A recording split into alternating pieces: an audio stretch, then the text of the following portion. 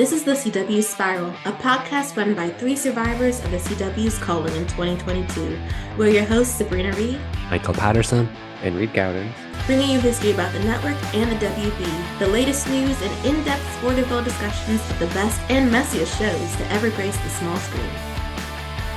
So we are back to talk about Tarzan, episode 2. There's no CW news, so we're just gonna skip right on ahead to our hyper focus. We did do some deep diving to see what may have caused the cancellation of the show. And first off, it was airing on Sundays, but it was paired with Charmed. So I mean, they were getting I feel like the programmer knew what to do as far as putting the show with another show that could lead into it well. It's a good pairing. I might dare to say that Smallville might have been a better pairing, but hindsight's 2020. Yeah, I know. I think Smallville would have worked well with it, but it's not. It's also not the worst pairing because we were kind of racking our brains as to why a show like this didn't work and thought, oh, it was maybe paired with the wrong thing. Sunday night, maybe looking back, is an odd night for something as a fantasy as this. Maybe, I don't know, but pairing it with Charmed, I think worked really well. So it's a shame that it didn't take off in the way that we hoped it would. But when you see what it was up against, it kind of makes sense. Yes, Alias. I think that already big portion of the audience gone. You have Malcolm in the Middle and Arrested Development. CBS Sunday movies. I mean, families love to sit on the couch and watch TV together. So that gets rid of some of that demographic. And then Law and Order, Criminal Intent. Now, I don't know how well that show did, but if you had to pick a cop drama, would you pick, if you're really into the Law and Order franchise, would you skip over to Tarzan? I don't know. Would you even know it's a cop drama? Law and Order, Criminal Intent, and Alias kind of feel in the same realm of the show with their dark, twisty, crime stuff. Granted, there's a man jumping on buildings, and that's not happening in either of these shows. Well, I mean, Jennifer Garner did scale a few buildings in her day on Alias, but it just feels like they put it against things that were too similar. I don't know. I mean, the outliers I feel like are Malcolm in the Middle and Arrested Development, but even then, those seem like they could have skewed younger as well. And if you're not into Tarzan, then maybe you're tuning into something else. Yeah, it does make you wonder because Tarzan's kind of an all but forgotten piece of history. Heck, I hate to say it, kind of a forgotten piece of history. But irrespective of what you're watching, irrespective of what your genres are, all of those shows that it was up against, 20 years later, we know all of them by name well. So they're all major properties. We don't how could it have stood a chance against them? You'd think maybe with an IP like Tarzan, it could have popped, but the stars just didn't align, especially when it was up against heavyweights like that. I know, it's unfortunate. I feel like had it had more room to breathe, or perhaps not have been a fall show, if it maybe been run in the summer or in the mid-season, it could have done better. I don't know. I mean, it's when you're trying to think of the schedule from way back then, just figuring out where would you place Tarzan in the landscape of 2003. And I'm not sure, but they did know what they wanted to replace it with, which was reruns of One Tree Hill in December. And then by January, they had The Surreal Life, which was a reality TV show. And I'm not going to lie, a tad offended. How do we go from Tarzan to The Surreal Life? I don't know. I mean, but I think The Surreal Life only lasted for one season on the WB. So, I mean, karma. I take that and internalize it and try to feel a little bit better. But yeah, clearly, One Tree Hill was the other. I don't know how many new shows they had this season, but One Tree Hill, I feel also premiered in 2003 this fall. So they clearly were oh, that's a hit, and we're gonna bank on this. Cut Tarzan and just put it where Tarzan was to try to uplift this time slot. I see the strategy. It's just a bummer that it is partially probably what caused the casualty of our guy Tarzan. Yeah, I mean, One Tree Hill was in the beginning years of the teen drama pick, where I mean, it was taking over the airwaves. So perhaps Tarzan was just slotted in at a time in which people were moving towards the scandalous lives of 16 and 17-year-olds. And look, One Tree Hill had to battle with the OC. So they had their own war to fight in this season. It did well though, because we all know what One Tree Hill. Oh, such a good show. Not to derail away from Tarzan. It's just you bring up One Tree Hill and my heart goes, oh yes. Just reminds me of that time in my life when I watched so much teen dramas because I was an actual teenager. It just felt right in the pocket. They don't have that now. Mm-hmm. Well, they do, but it's all on streaming. Yeah, it's different. It is. I will say though, as far as like Eric Kripke's show, it is interesting to know that Tarzan is his first show. Like it was his first time out the gate because he was a movie man and he developed it with Mike Werb and Michael Collery, which they both come from film as well. So looking back at the pilot, it's like this makes so much sense because the pilot really does feel like a TV movie, but it would because it's made by filmmakers. Yeah, it's cinematic, but it has those flourishes of like someone was like, "You're making a TV show," and they had to like throw in like little things that don't feel very like. No hate to Leighton, but like the inclusion of her character feels very much like we need somebody at home with Jane, and that feels she might not exist in a movie, and that feels very TV. But yeah, you can tell this is a first show. It's so like ambitious and so focused, and then there are the little threads here and there that are kind of like, but I'll get into that as we get into episode 2. But I also love the WB for taking so many chances on first-time showrunners like Ryan Murphy and Greg Berlanti. Like you can just see it's where they really fostered new talent and new talent that really stood the test of time. Because like these 3 names, like if you watch TV, you know them. Yeah, exactly. And like we talk about TV shows that stood the test of time and that ones we're still talking about 20 years later, those 3 name drops right there, Eric Kripke, Ryan Murphy and Greg Berlanti, 2 decades later, we all know who they were. So it was great. I'm sure it was great for them to be part of that environment. And it's kind of wonderful to look back on and see where they all began on the WB. And because it really was like a vibe and a time to be alive for like consuming content and now those kinds of shows.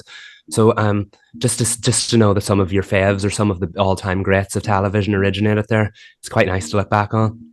It is. And then when you take into context, at least for Tarzan, there were some great gets. Like to move into episode 2, Lucy Lawless is Kathleen Clayton. Xena herself is in this show. They clearly invested in it and wanted it to work. It just didn't for some reason. But like, she's fantastic in this. Like, I really believe this was her first one, right? She wasn't in the pilot. Yeah, she wasn't in the pilot. Okay, I'm watching the episode and I'm like, were you in the first one? I couldn't remember.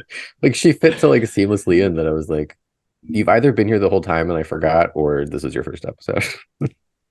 It was, and I think the first time we came across her was in the opening credits when it actually said Lucy Lawless, and I was like, she's in this. Yeah, I was like, who is that? Yeah, exactly. And that's the thing. We did say last week was very cinematic for a premiere. The first episode was very much like a mini movie, and it gives me shades of the original Wonder Woman series, which was an ABC TV movie, and it was so successful. It told the start, middle, and end of a story, but it was so successful. ABC was like, hang on a minute, we can turn this into a series. Even though this wasn't the obvious plan with Tarzan, because it was always geared to be a TV series, it definitely feels like this is where the television aspect of it starts, because last week was kind of an open and closed book, whereas now we have, and it was also an open and closed movie book. There were very cinematic stuff in it, and it felt like it told the whole story, whereas now we're getting more of the TV elements of it. We're getting more of the procedural elements of it. We're getting more like a sibling war over a business that has like family ties and history. That's such a soap trope, and it works quite well here, but it's a completely different arc than anything we saw in the pilot episode. So it's a different vibe, definitely, for a second episode. Yeah, not to get into my critiques of the episode, like I don't really have that many, but like the inclusion of Kathleen, like her coming into the show, felt very much like the WB sticking their hand in the pot and being like, we need something that will attract maybe female viewers to get that soapier element into the show. And it's not that it felt out of place because I very much loved it, but it's like we have this like gritty cop show, and then we have like this fantasy light kind of, because it's like it's not supernatural, even though it is kind of supernatural that he can like hear things and smell things and jump on buildings. It's very much grounded in reality, but it's still fantastical. And then we have like this slightly high camp dynasty, like we're fighting over money aspect. It is kind of like, it feels like, I don't know who it was, but it feels like Eric was being pulled in different directions and trying to make it all work, or like not even just Eric, the whole team. And when you're launching a new show, sometimes you can kind of see where the strings are being pulled, especially in this time. Like everything rode on the show being a success. So like the network, the studio were giving notes and you just had to take them. But now I feel like there's creators allowed to create a little bit more without the voices from people. But that's something I noticed in this episode, is that it just kind of felt like they were tossing more things in. And I feel for me, it all worked, but you could like, my writer brain was like, oh, I can kind of see where that feels like they were like, oh, we're making a TV show on the WB and we need to toss more things in to make it, to put it in the promos, to make it look juicy and enticing to watch. I don't know. I'm interested to hear what you guys thought about the vibe of episode 2. Well, to piggyback off what you said about the female demographic and trying to pull them into it, that would have worked on me.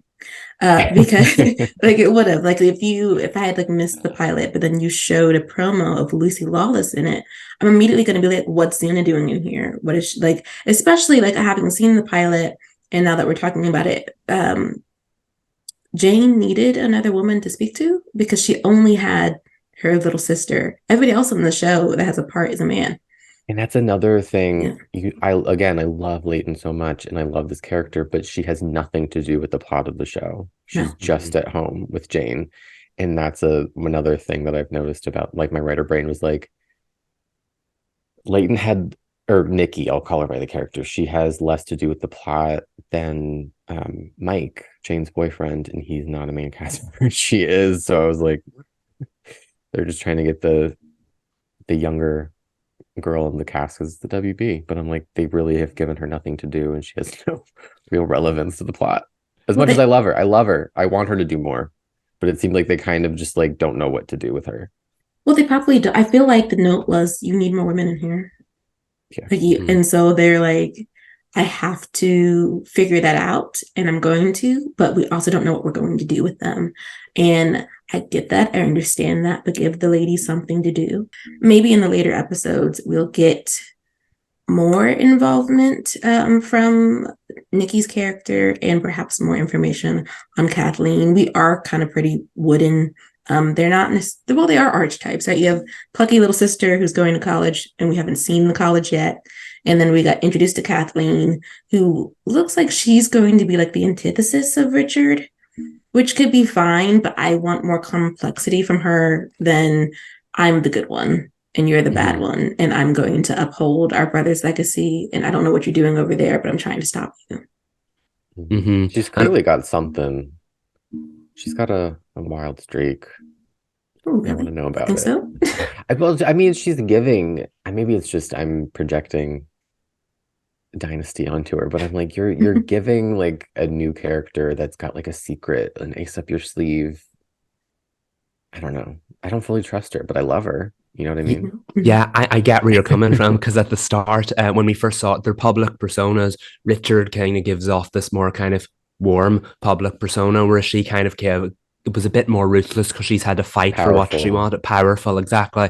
And then when we got to know her a bit more, we're like, wait, she might be the good one. She has layers. And I'm like, is this twist come too soon?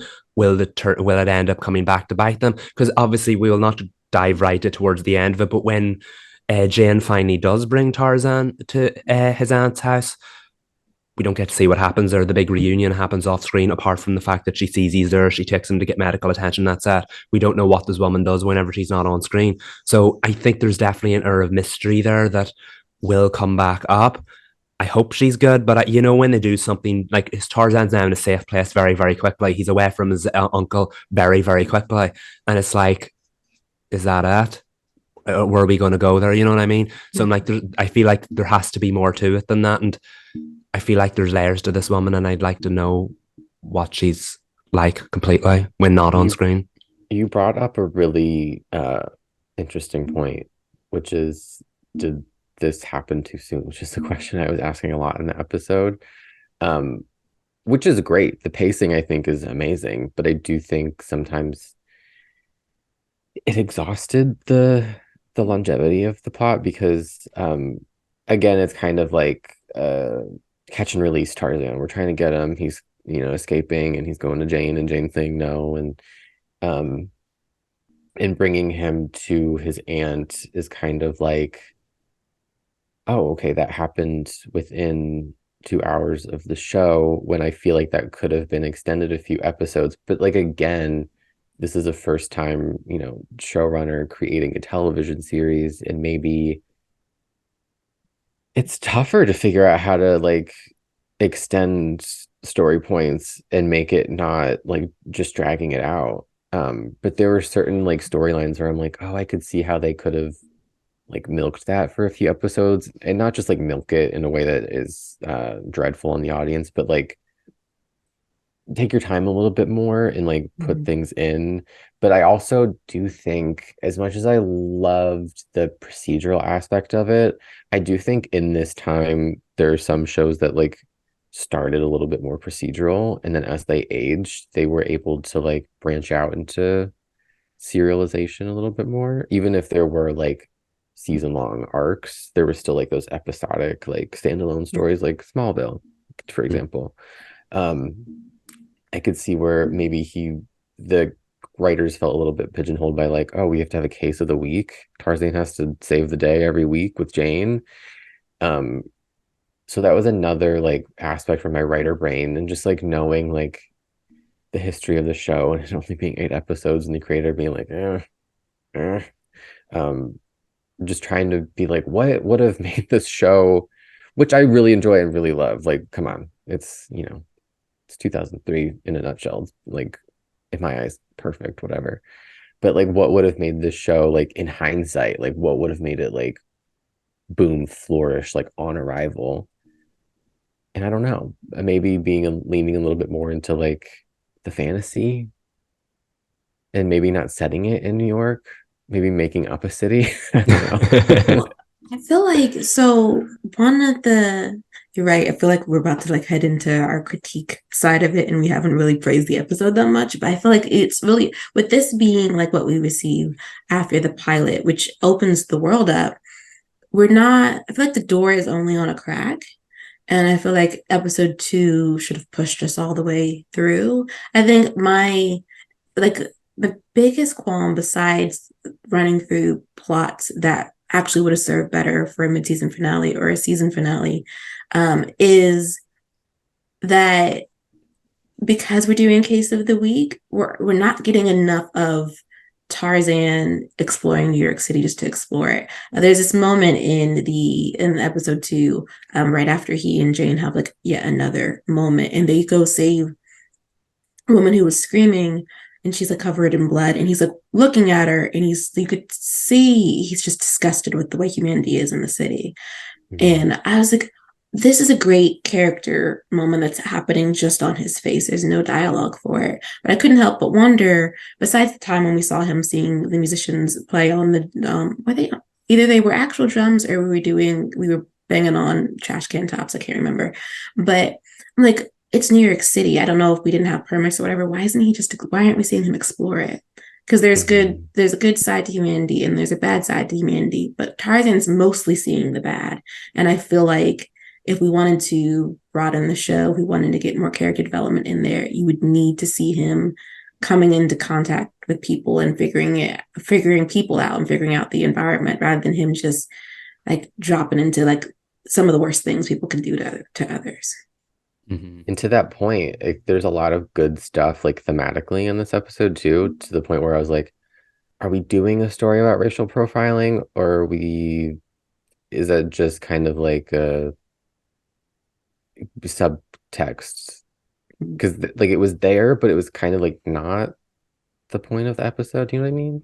Yeah, I saw that. It was interesting because you could see where they were going, but I couldn't quite tell if it was purposeful at first. until we get that scene with Michael where he's interrogating the young man, and you could tell he's brought his personal feelings into the room, which is like a good commentary on what happens when law enforcement doesn't check what happened at home at the door and instead use it as a means of trying to like entrap somebody, even though that kid didn't do yes, he did a crime, but it wasn't the crime you're trying to pin on him. And so it's like, oh, that's very interesting. But I'm also like, was it purposeful or did you find your way there? And now you kind of want to explore, but you don't have enough time. So we're just going to, it's like when you have a lot of ideas and you can't pin them down, but you want the tasters, you put the taster in there instead of making the whole episode about that. It's like they kind of gave it a name toward the end of the episode. I think they had Sam and Jane talk about it a little bit, but I was like, it didn't really seem like that was the point of the B plot case of the week thing. And also it wasn't that interesting. If I'm being honest, like as I've seen more interesting like cases of the week. Just and it never that out there. It never really got the focus it needed to. I do feel I don't think that it was supposed to be. I think it was just like a means to a Tarzan end, which is fine. That's fine. It was entertaining. Like I wasn't not entertained, but I was just like, yeah. Yep. I feel like this episode kind of had too much going on, and not all of it really kind of got delved into in the way, like to go back to Sabrina's point about not seeing Tarzan enough. I agree with that. I was kind of pleasantly surprised after he had that first run in with Jane in her bedroom. When the scene broke, we followed Tarzan for a little bit as he went out into the city. And those scenes are so good. Obviously, it's cool to see such the vivid effects and the cityscapes and the night sky and the morning the sunrise and all of that. But it's nice to spend more time with him. But this episode didn't want to do this after that, because afterwards, now that he's out of his uncle's grasp, we don't get to see what he does in his own time, apart from that one time that he saved the woman because it served the plot, which then started that, like, can we even call it a secondary subplot? It was kind of a tertiary subplot because there was so much going on. And then I feel like the storyline with his aunt kind of took center stage, and of course his uncle as well. So we're talking about he's still the focus of everybody's story, but the leading character and the lead actor is not in it as much, if you know what I mean. And I feel like this was maybe just a little bit jumbled. I loved all of what they were doing. I just think maybe they had too much going on in this episode, and it never really got the focus it needed until the final act, which really did make you set up and pay attention. But it took a little while getting there for me. Yeah, they were trying to complete the story of the pilot, and it's fine. Like it's fine, you know. It is. I mean, like, so for just to say, it is a solid episode of TV. Like, it just has flaws. Like, it's hard not to put, like, when you like are aware of the history of the show, it's hard not to like put on those like glasses of like what went wrong, you know? Yeah. It's hard not to look at it through that lens while still loving it, because like it is what it is. Nothing can be changed. That's true. Well, like, so for like to go back to the racial profiling. Well, first off, the case of the week is that a woman gets attacked in a park by 4 masked figures who Tarzan beats up and sends on their way. Then you find out that all of those figures are privileged young white men. And it is a Black young man who is actually being interrogated. And those 4 get beat up by Tarzan again at the end of the episode. But I'm like, where are we going? So is this about classism?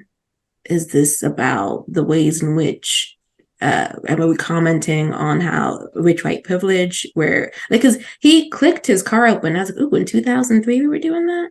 So and I saw the sporty car to the side too. I was like, so y'all just terrorizing people to terrorize with your $1,000 knives that don't look $1,000, by the way. I saw that knife and I was like, didn't know that knives could cost that much. And not like, what type of steel is in that blade? I don't know.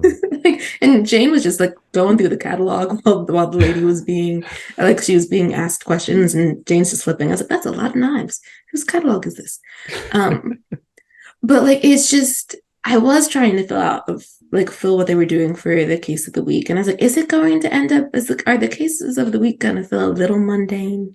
They're gonna feel like a little unfinished, like they just present. yeah, a little paint They by just numbers. presented, yeah, and then you have to connect the dots yourself. I don't know. Maybe. I didn't It's an interesting approach. It is. I wasn't prepared for that to be the case of the week. I thought that was just going to be the opening action sequence, and Yeah, not that it's the a whole lot for episode was like going to be it. your like first one.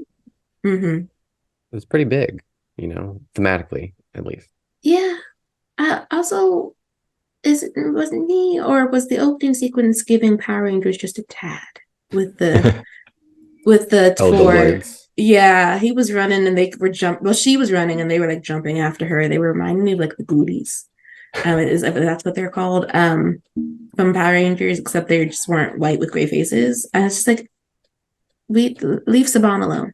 Like Yeah, part of me was like, that's another thing kind of like about the show that I'm kind of like dreaming up is like I kind of wish they had leaned a little bit more into like fantasy and like sci-fi supernatural and like I know it's not based on a comic or anything. There's a story book. it's a book, but like, I think it's the old Tarzan book. Like I think they just have to say that it's based on that because it's IP, but I don't think it's based on like another adaptation of the Tarzan story. Yeah, I'm kind of like I kind of wish it was like a poppy, like comic-y early 2000s camp kind of thing. Mm. Like, wasn't the hospital in Smallville like purple? And it was like, what?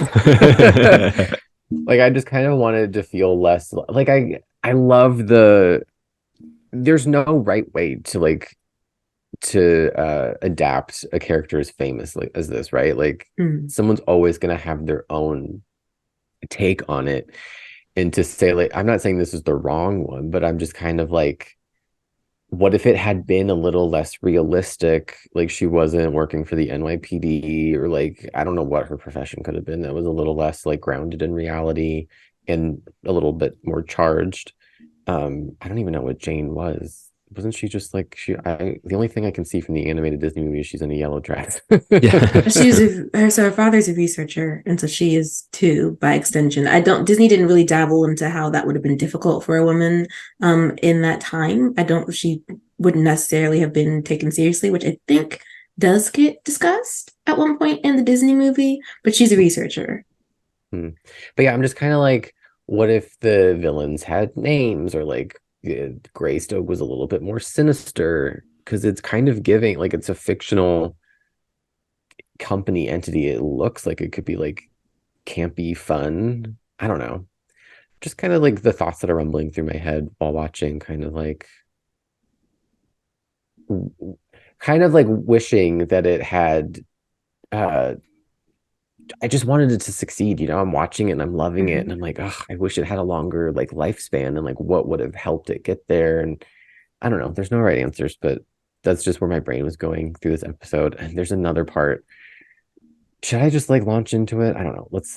I'll just soft launch and I'll see where it takes us.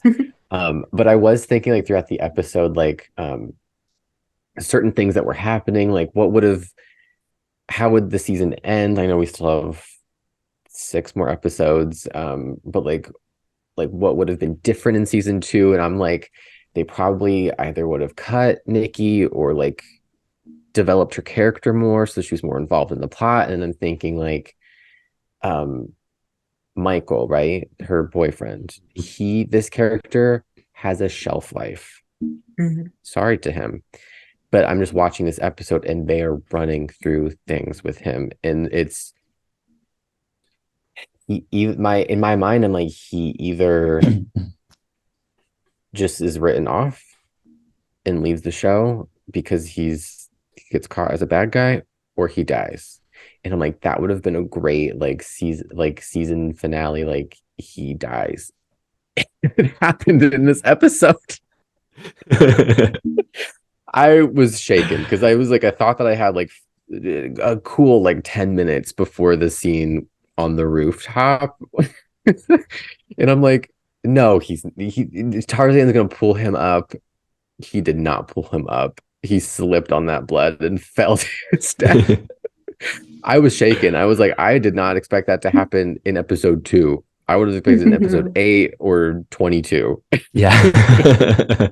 I Which is completely like a caught me good off thing. guard. Like, do things, like whatever, like make things happen. But it was just funny to me that I was like, Michael's probably gonna die in this show, and then he did. That really caught me off guard. And I know what you mean. I feel like right up until the point where he seen Jane walk off with Tarzan in New York today, everything they did with Michael in that episode was fine. We were laying the groundwork. We were pulling back from how hard he came on in at the end of the pilot. And then we were slowly building back up towards that. But as soon as he saw Jane with Tarzan, he was like in her apartment, which was kind of weird in her apartment when she wasn't there. He kind of like almost covered in sweat and then forcing her to marry him. I was like, this is escalating very, very It's quickly. very toxic, the relationship. Yeah. I very hated how much every so. time she kept like bowing to him, or not literally, but like she's like, "Oh no, it's okay." I'm like, Jane, girl, Yeah. I And know it's you have a little bit more like backbone to you than that. I just didn't. That made me feel like her character's a little bit underdeveloped.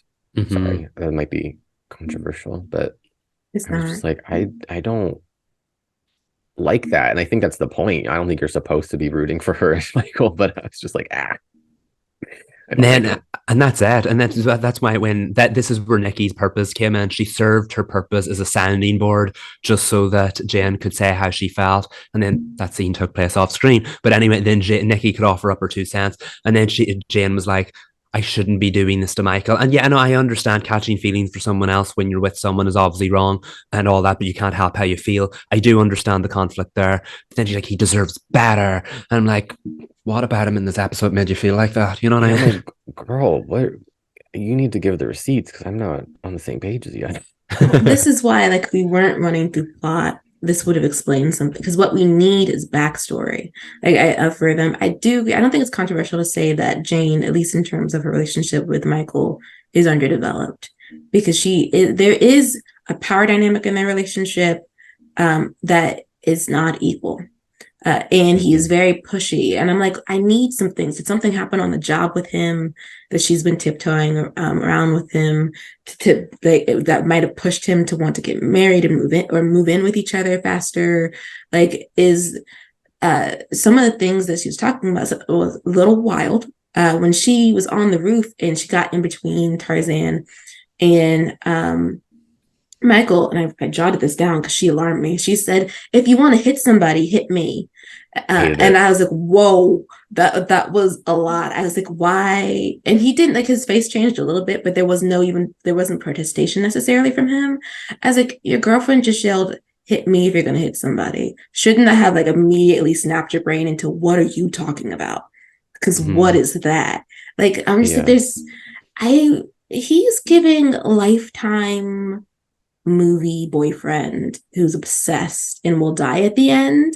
See, It's a yeah. lot. And I was like, The but I wanted to motivation see the is build. so, yeah, the motivation is limited. You can only go so far, and that ultimately resulted in his untimely death, which, like, RIP, so sorry, but you know, Yeah, well, that's I'm how the not cookie sorry. He was crumbles. doing too Yeah. much for me. I was very scared for Jane at points. And I feel like had they um built more with them, had we gone well, they'd gotten 22 episodes, but also they decided they were going to flesh out that relationship across 22 episodes.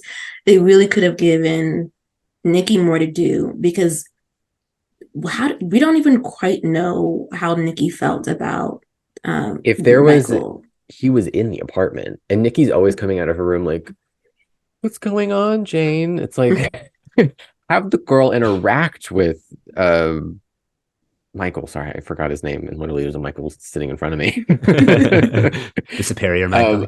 Like, Yes. yeah, what, like, have her tangle with him, have her not like him. We don't really Mhm. have any, like, I don't know why Jane loves Michael. Clearly there's like conflict of her feelings for him because she doesn't immediately want to marry him, but she still does feel so tethered to this relationship. She doesn't want to lose him, and I'm like, but girl, why? Mm-hmm. And I know it's not like Tarzan is like this secondary thing on her periphery. Like, she has a connection and interest, and she doesn't know why.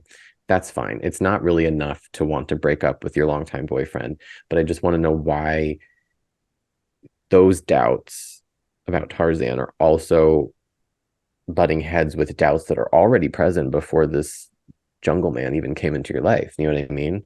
Like, we just don't know that.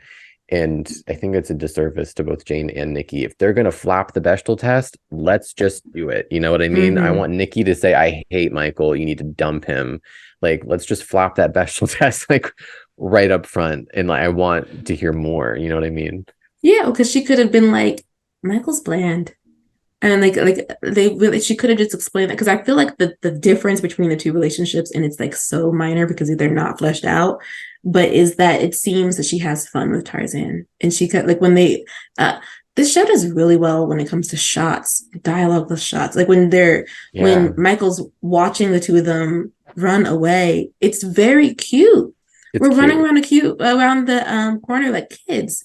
And I'm like, okay, if it's because he makes her feel young and makes her feel less serious when she's a very serious person, then give that to us in dialogue too. Like, talk about him making her feel like a free spirit, and Michael is the direction that she should focus on. He's supposed to be a star police officer. He wants everything she wants. Like, we want the house with the picket fence, the 2.5 kids, and the dog. Like, if that's who he is and that's what you thought you wanted, but you're realizing you don't quite want that, then that should have been written into the show. Yeah. And this is the thing.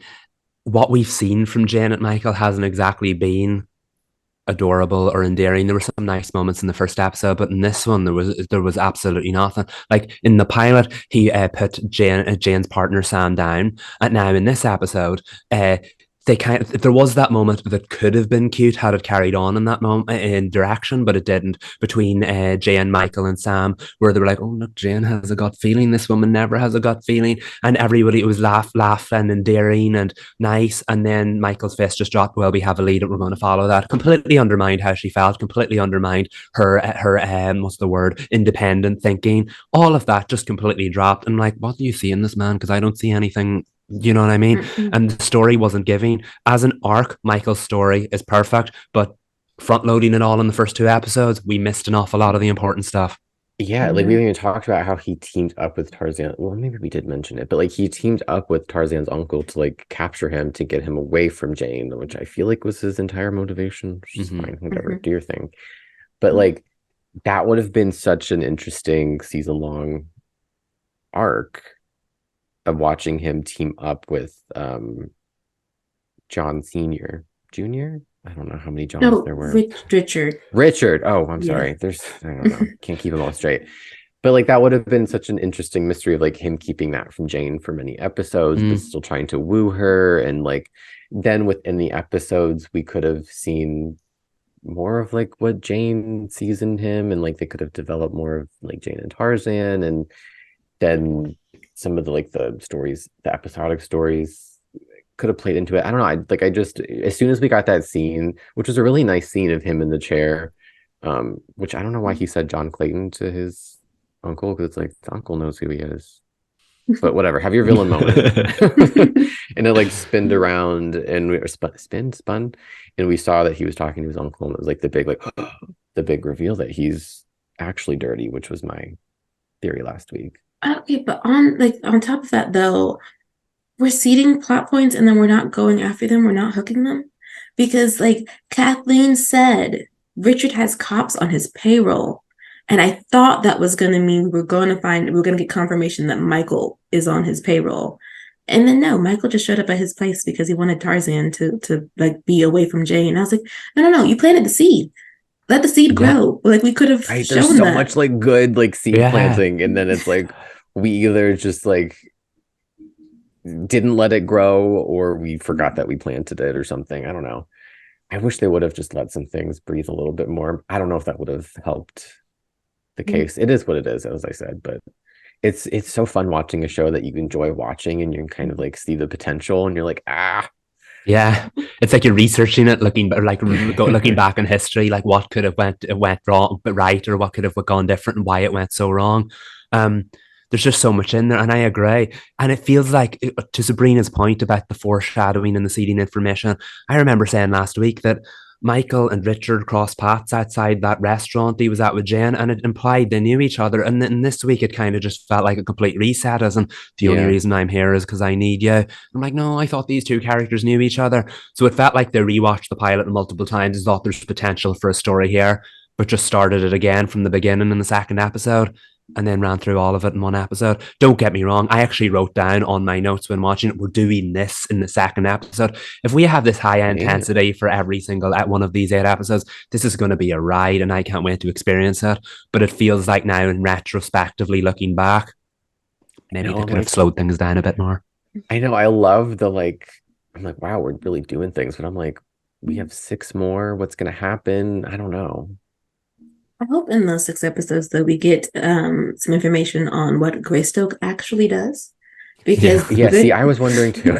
Because they're like this billion-dollar company. I'm like, great, what do they do? That's the inheritance. Yes. And someone was like, that's a lot of money. And I'm like, yeah, it is. Yes. And I'm just like, okay, so I get that Kathleen and Richard are fighting over it because something's got to give with John's side of the inheritance.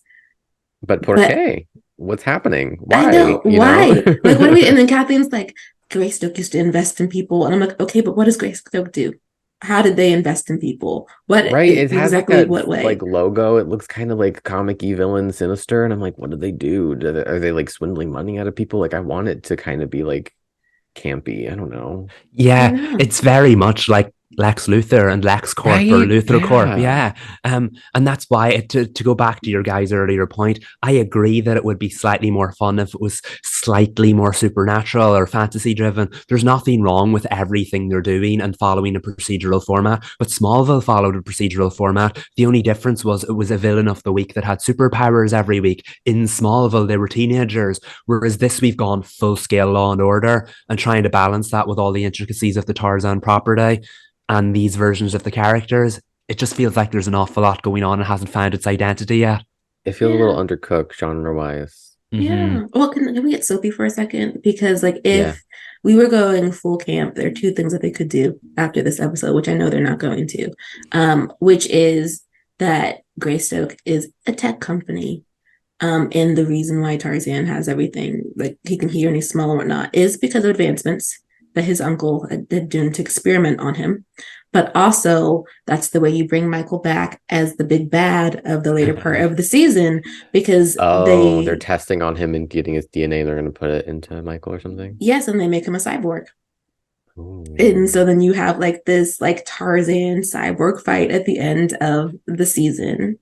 And then my other idea would be that just because they did the casting so well for Kathleen and Tarzan, she's actually his mom, not his aunt. Oh, that'd be amazing. Wait. How? If they made her she was young or something when she had him, and they gave the baby to her brother. Oh, okay. Yeah. I was like, wait. Because if her brother, the equation in my mind was not not equationing.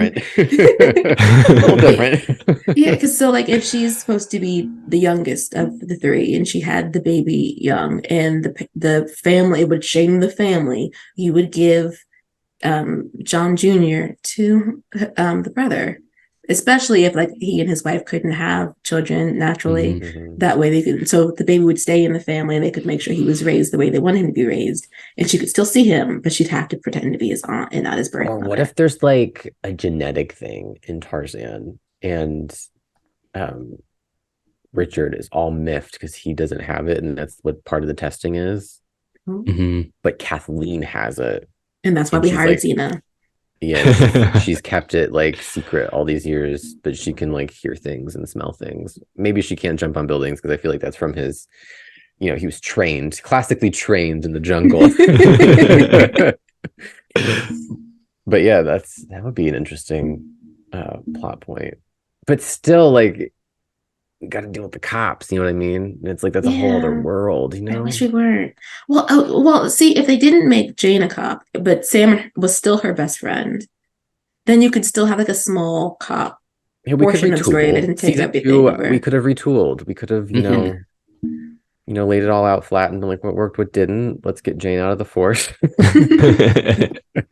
Private investigator. Well, right? Yes, that'd been nice. That'd been cool. I just feel like you're right. The cop aspect of it is dragging us down because it doesn't feel like the showrunners care about that aspect of the show. Yeah.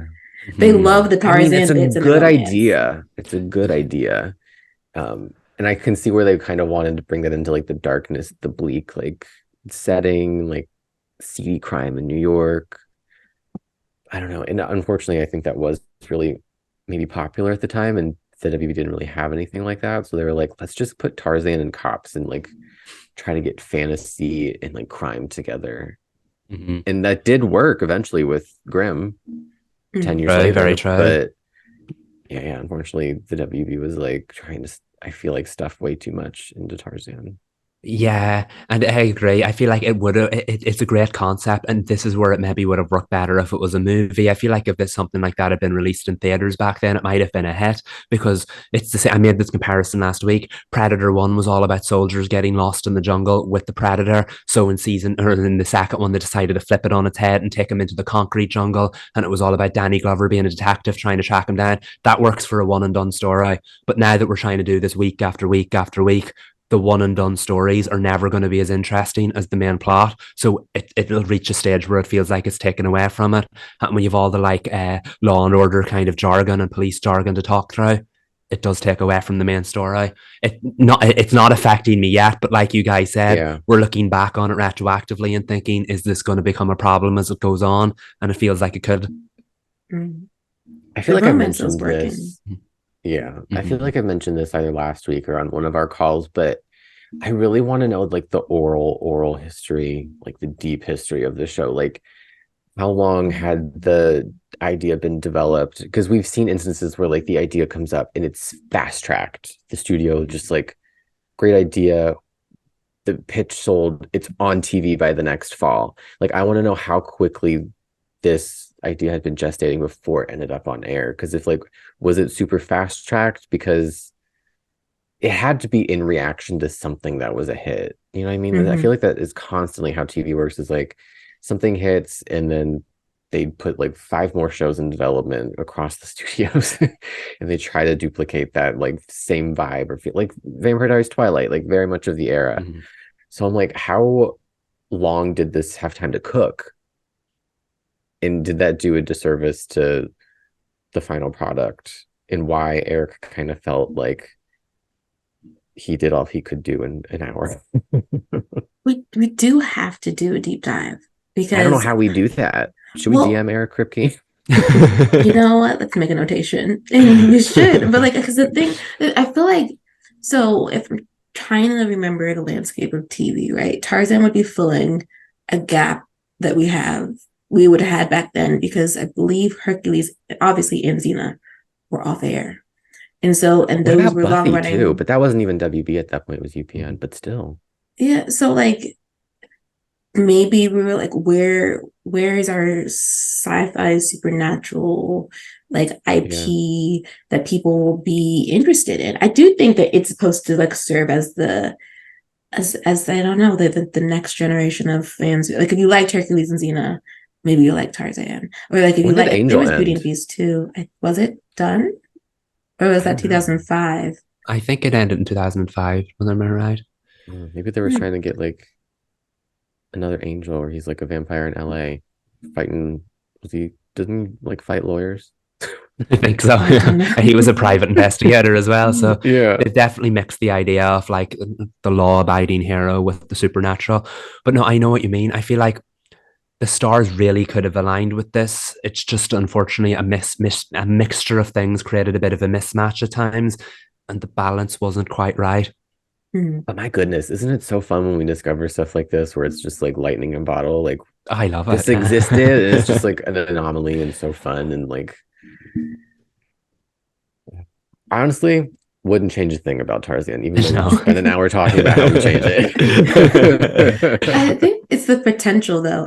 I think there is just so much richness in like the cast, for the most part, has like great chemistry together. Like there are dynamics that you definitely want to see more of. I think outside of obviously the Tarzan and Jane scenes, my two favorite scenes are when literally Nikki's just listening to Jane try to talk herself out of having an attraction to Tarzan, and Nikki's just sitting there like, even though you sound frustrated, you clearly like this man, and there's more here in this conversation than there's ever been with you talking about Michael. So maybe we should think about that. And no dialogue for that. It's just clear all over her face. Mm-hmm. And then my other favorite scene is her and Sam when she's like, he's like, it's something real different about you. I don't know what's going on.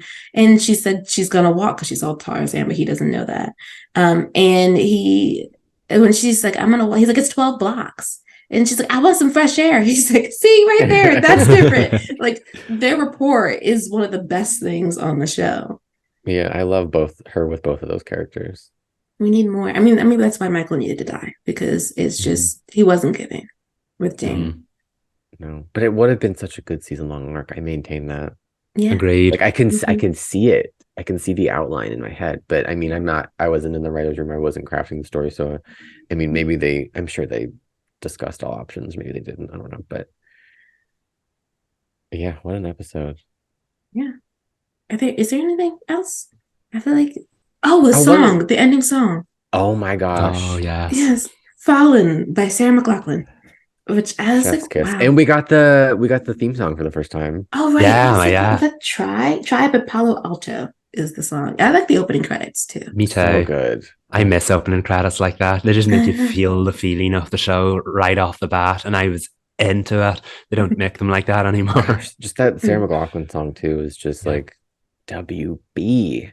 Yeah. Mm-hmm. Which is why I wish it was like a season finale scene, because then you really get the emotion of they're parted, but they're really attracted to one another. But now she feels guilty because Michael is dead, and in some ways Tarzan is somewhat responsible, but also Michael's the one who charged him. That's the aspect that makes it so kind of like frustrating too, is that like she lost Michael so early and she has all these strange feelings about it while also wrestling with her feelings for Tarzan, and now there's like that blame aspect too, and I'm kind of like, this is like, it's like, as a viewer, I mean, it's great storytelling, but as a viewer you're kind of like frustrated about, like, no, I wanted her to actually just like Tarzan, and now it's so complicated. Yeah.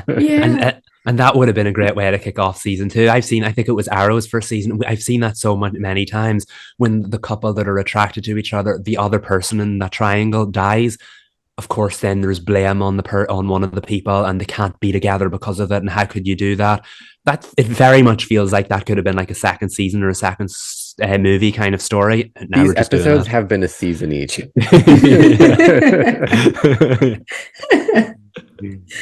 That is so true. I feel like we should end it there. I don't think we're gonna get better than that quote. But again, you guys join us on our Tarzan journey. You will have to Google to find the episodes.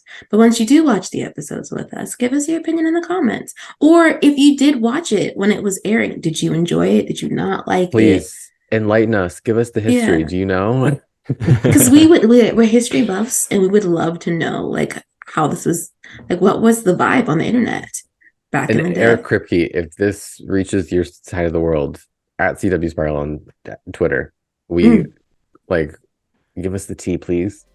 Yes, please. Or come on the pod. And also, sorry we're talking about the show, but also not, because it's great. Yes. We're having the best time. Yes. Okay, well, that ends this episode of CW Spiral. I'm Sabrina. I'm Michael. And I'm Reed. Bye, y'all.